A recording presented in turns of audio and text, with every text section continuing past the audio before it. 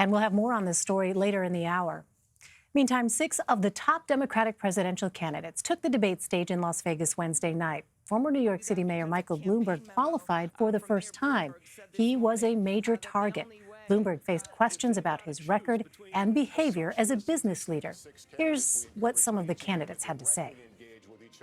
I'd like to talk about who we're running against. A billionaire who calls women fat broads and horse-faced lesbians. And no, I'm not talking about Donald Trump. I'm talking about Mayor Bloomberg. We are giving a voice to people who are saying we are sick and tired of billionaires like Mr. Bloomberg seeing huge expansions of their wealth while 500,000 people sleep out on the street tonight.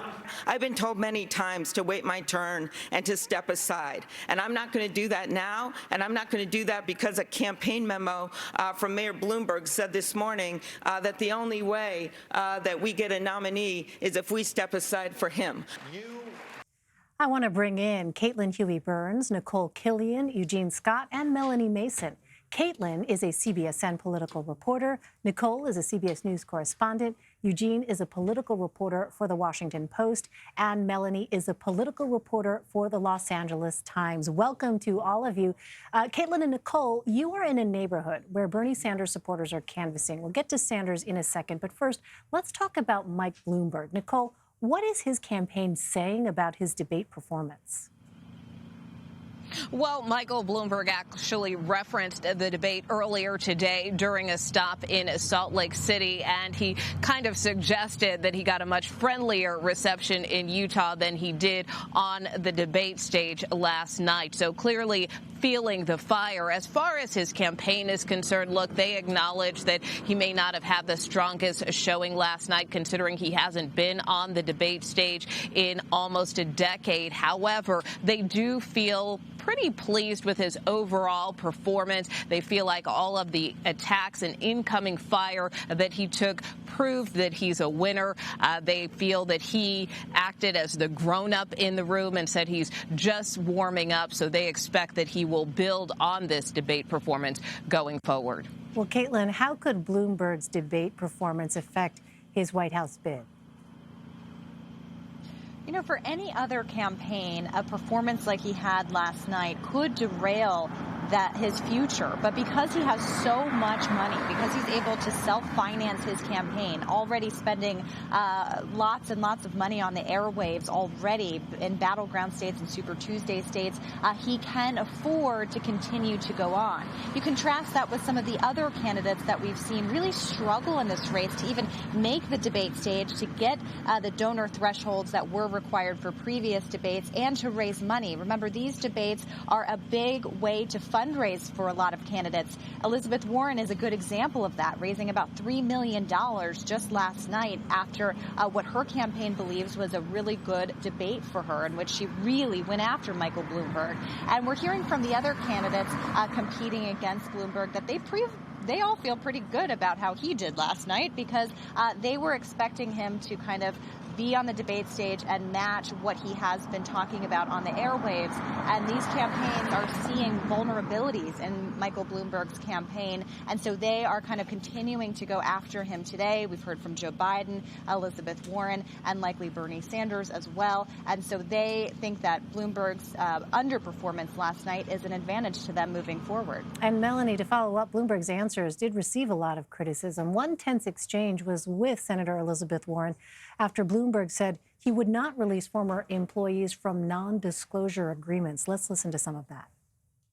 So, Mr. Mayor, are you willing to release all of those women from those non-disclosure agreements so we can hear their side of the story?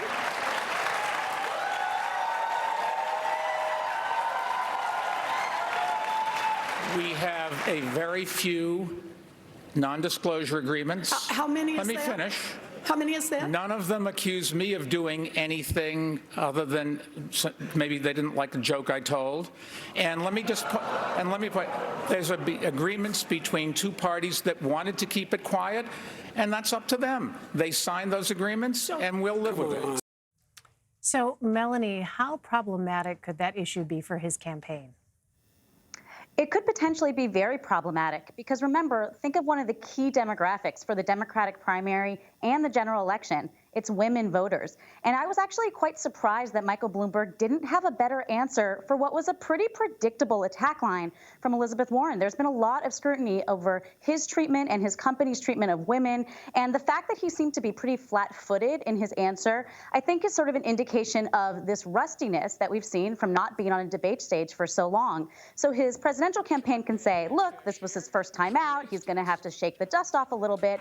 But I think there's a fair question to ask of, he did have plenty of time to do debate prep, and why was this not a question that he had an answer at the ready? Well, Warren raised more than $2.8 million after the debate. Eugene, could this change the trajectory of her campaign? Certainly hoping so, and we saw people paying attention to her based on social media and just on the ground reporting, who perhaps have written her off or maybe had not originally considered her.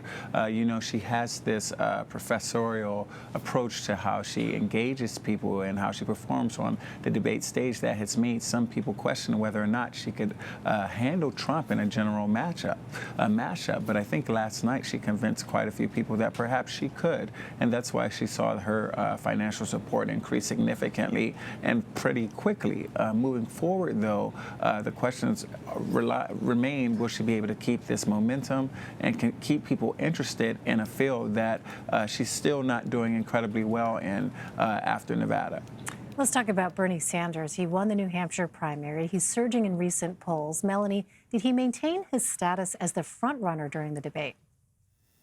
I think that's fair to say, for the simple reason that most of the candidates on stage were all training their fire on Michael Bloomberg. And so for Bernie Sanders, who is the putative front runner for this race right now, the fact that with the exception of Mayor Pete Buttigieg, you really weren't seeing any of his rivals getting into Sanders' record too much, I think is a good thing for Senator Sanders. I don't think that there was any moment in the debate last night that will seriously change the trajectory of Sanders' race. We have seen that he has a very committed base of supporters and a fractured Democratic field, particularly on the moderate side, that is really working to Sanders' advantage.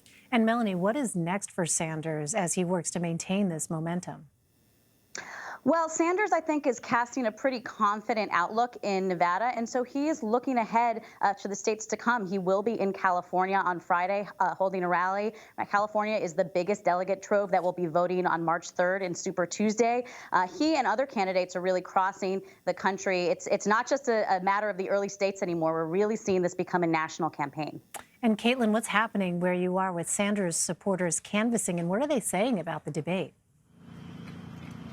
That's right. We're here in East Las Vegas, where there's a heavy Latino population. Remember, about a third of residents here in Nevada are Latino. And so the Bernie Sanders campaign has really been building up over the past few years, since coming to second to Hillary Clinton in 2016, really trying to build up a ground game to compete in the caucuses on Saturday. Remember, that's so crucial for caucuses because you're asking people to spend 2 hours of their day on a Saturday to come out and support you. So having that ground game is really important. We were knocking on doors with some canvassers here, Spanish language canvassers who have been talking to voters here, or potential voters, trying to get them interested in coming out on Saturday, interested in Bernie Sanders. We went to 3 houses in a row, and at each house, they raised the issue of health care in terms of costs, in terms of access. And that's something that Bernie Sanders, of course, has been talking about a lot on the campaign trail, and especially here in Las Vegas. And so having that kind of organization is going to be something that, if Bernie Sanders does do well here in Nevada, as he is expected to do, will certainly help put him over the finish line, his supporters hope.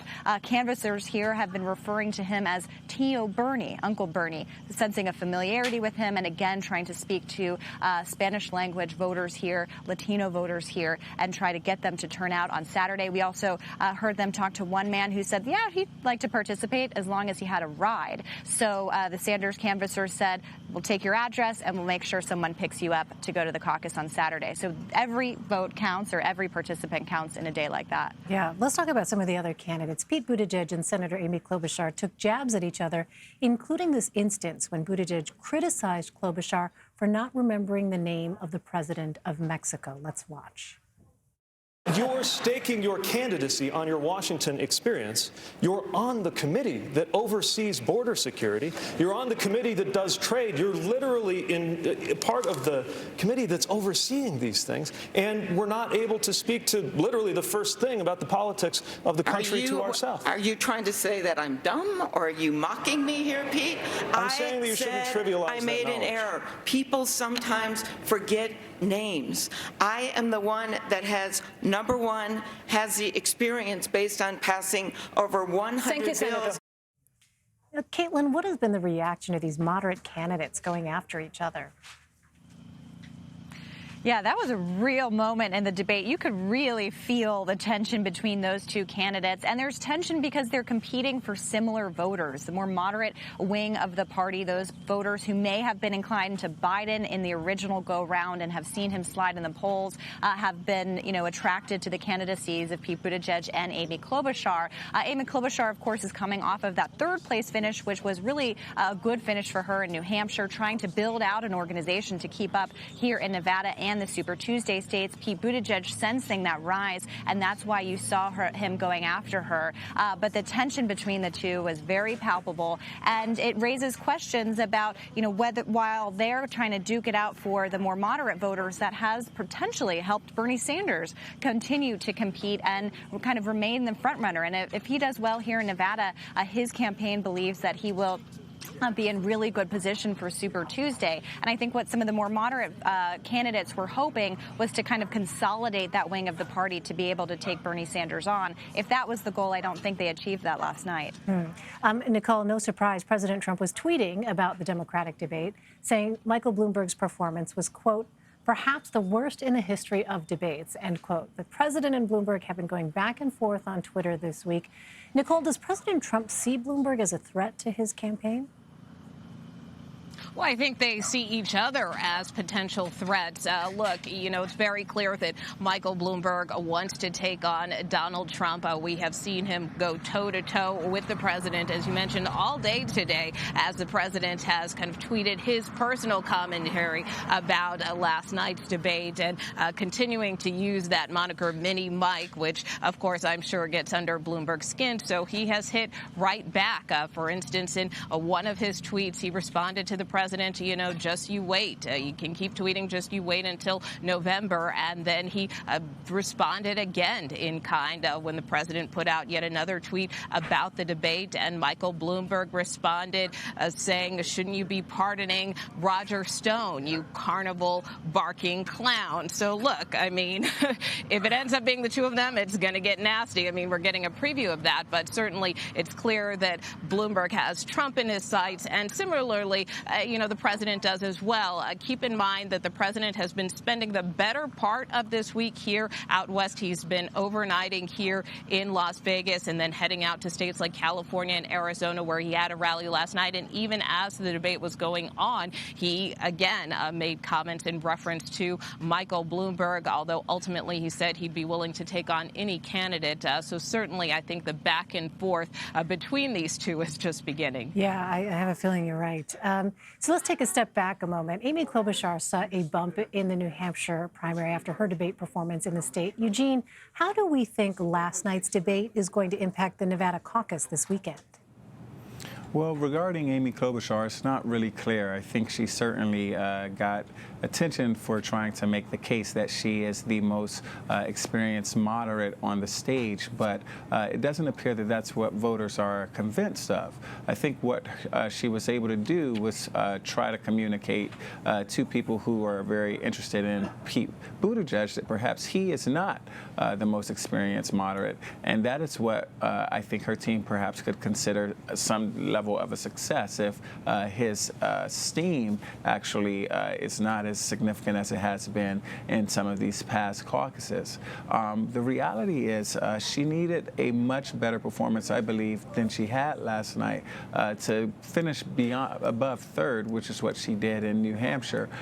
She really is struggling and has been, and just has not been able to perform the way that she expected to with some of the demographics that she was banking on to keep her in the conversation. Yeah, one thing we know for sure, there was no shortage shortage of fireworks last night in Las Vegas. Nikole Killion, Caitlin Huey-Burns, Eugene Scott, and Melanie Mason, thank you all very much.